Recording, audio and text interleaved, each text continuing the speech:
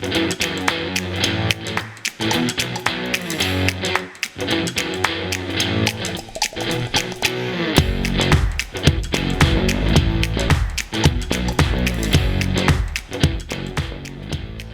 back to From the Vault, 60 years of Cowboys history. I'm Dana Jones, joined by Jonathan Thorne of the Dallas Cowboys. Each episode, we showcase different items important to the history of the team. And today, we have the founding documents that started it all. Jonathan, how are you? I'm good. Enjoying 2021. Happy to be here. Good start so far, right? Yeah, good start. All right. What's the first item you have for us today? Well, the first document we have is right here. This was an actual formula drawn up for the Cowboys and their early ownership to figure out how to get an expansion voted into the league. So essentially it's the strategy? It is. It's, they're looking at the Constitution and the bylaws of the league to figure out, how do we navigate this and make it actually happen. So if I understand correctly, with the league, not everyone was on board for the expansion of the Dallas team, correct? That's true. There was several dissenters, notably Washington and the Chicago Cardinals at the time. They really did not want an expansion, especially in the South. What's the deal with Washington? I just feel like that we just have had it out for each other. Yeah, at that time they were, there wasn't a team any farther south really than them. So all of the TV revenue went to them. So if they put one in Dallas, they were going to start to lose that money and that kind of share the fan base. Got it. All right, what's the next item you have for us? The next one we have is this yellow paper over here. That is the actual typed letter to the commissioner in 1959 to apply for a franchise. Okay. So you still had to do that first. You have to send in an application. We actually have the check receipt that was written out for $25,000 for that application. Do you know much about the application process, and if so, has it changed over time? I'm not sure today, how it goes today. Back then, it was pretty simple. They wrote the commissioner, he sent them back an application form, they filled it out, sent the check, and then it was up to the owners at the annual league meeting to vote, on the expansion. Is it just like a majority vote? So at the time, it had to be a unanimous vote. There was 12 teams at the time. Okay.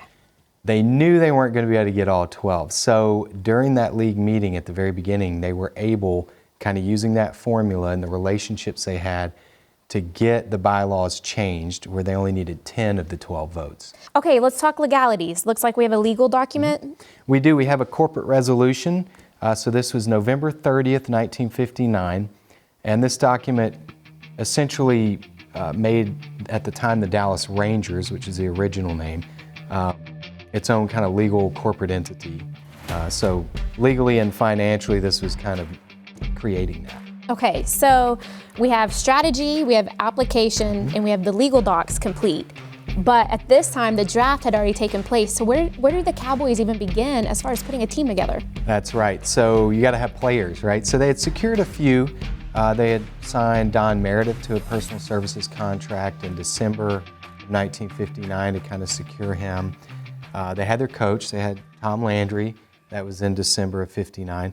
But they needed to fill out the roster. So the league, they came up with a player selection pool plan, which we actually have a document here that outlined that plan. It's pretty simple.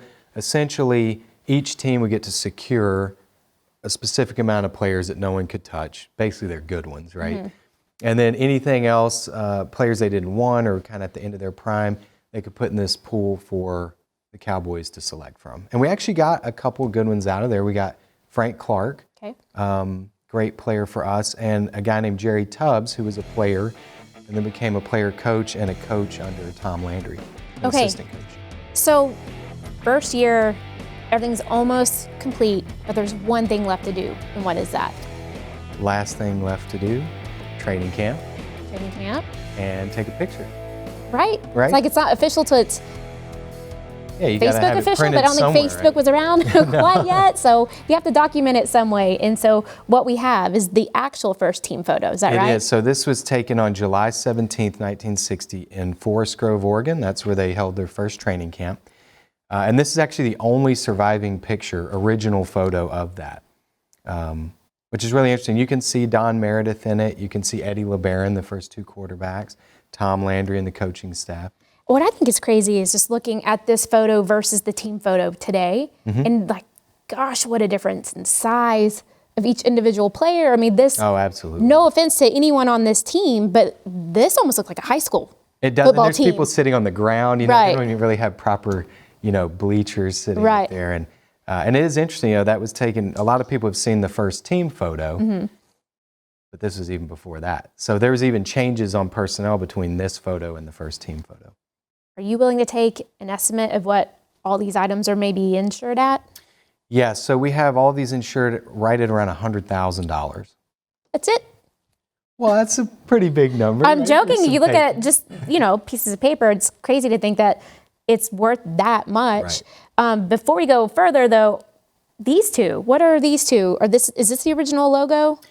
So these are some original hand-drawn logos. They were very short-lived. They used these on some pennants and a few pieces of memorabilia, back in the early 60s, but they didn't last very long. Got it. All right.